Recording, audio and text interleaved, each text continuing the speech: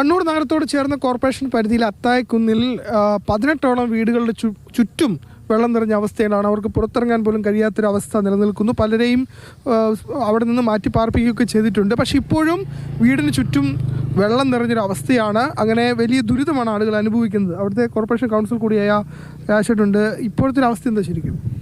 3 ദിവസമായി ഇവിടെ വെള്ളം കെട്ടി നിന്നിട്ട് വെള്ളം മറ്റ് ചെറുക്ക പഞ്ചായത്തിൻ്റെ അതിർത്തിക്കാണ് ഈ വെള്ളം ഒഴുകിപ്പോണ്ടത്. ഒന്നും പോകാതെ നിശ്ചലമായി കിടക്കുകയാണ്. നിലവിൽ ഒരു 30 വർഷം മുൻപ് പണിത ഒരു പാലമാണ് ഇവിടെ ഉള്ളത്. ആ പാലം താണുപോയിരിക്കുകയാണ്.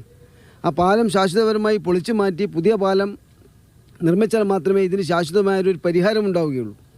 ഈ പ്രദേശത്തെ വീട്ടുകാർ ഓരോ മഴക്കാലം വരുമ്പോഴും വളരെ പ്രയാസത്തോടു കൂടിയാണ് ജീവിതം മുന്നോട്ടേക്ക് പോകുന്നത്. ഇവിടെ ഈ പാലത്തിൻ്റെ പ്രശ്നം കൊണ്ടാണ് ഇത്രയും വെള്ളം കയറുന്നത്. പാലത്തിൻ്റെ പ്രശ്നം കൊണ്ട് തന്നെയാണ് ഈ വെള്ളം പാലത്തിൻ്റെ അടിയിൽ ചളിയാണ് കെട്ടിക്കിടക്കുന്നത്. ചളിയും പ്ലാസ്റ്റിക് മാലിന്യങ്ങളും മട്ടലും ഓലയും ഒക്കെ കെട്ടിക്കിടക്കുകയാണ്. കഴിഞ്ഞ 4 ദിവസം മുൻപ് ഇവിടുത്തെ നാട്ടുകാരൊക്കെ ചേർന്ന് പൈപ്പിട്ട് കുത്തിയതിന് കുറച്ച് വെള്ളം പോയിരുന്നു. പിന്നീട് ആദ്യം നിലച്ചു.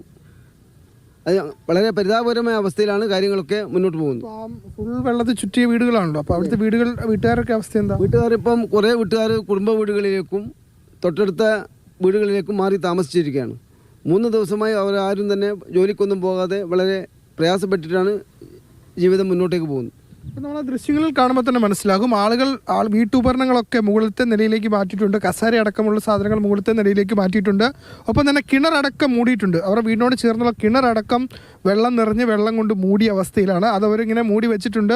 ഒപ്പം തന്നെ പട്ടിക്കൂടടക്കം എല്ലാം വെള്ളത്തിൽ പോയൊരവസ്ഥയിലാണ് ആളുകളുള്ളത്. അപ്പോൾ വലിയ ദുരിതം ഈ പ്രദേശത്തെ ആളുകൾ അനുഭവിക്കുന്നുണ്ട്. ഒരു തോടിൻ്റെ ഒരു പാലത്തിൻ്റെ പ്രശ്നമാണ്. അത് പരിഹരിച്ചാൽ ഒരു പരിധിവരെയെങ്കിലും ഇവിടുത്തെ പ്രശ്നങ്ങൾ പരിഹരിക്കാൻ കഴിയും. അതിൽ കോർപ്പറേഷൻ ഭാഗത്തുനിന്നടക്കം ശക്തമായ ഇടപെടൽ വേണമെന്നാണ് കൗൺസിലടക്കം വ്യക്തമാക്കുന്നത്. ഏതായാലും വലിയ ദുരിതത്തിലാണ് കണ്ണൂർ നഗരപരിധിയിൽ അത്തായിക്കുന്ന് മേഖലയിലെ സാധാരണക്കാരായ ജനങ്ങൾ ഇപ്പോൾ ഉള്ളത്.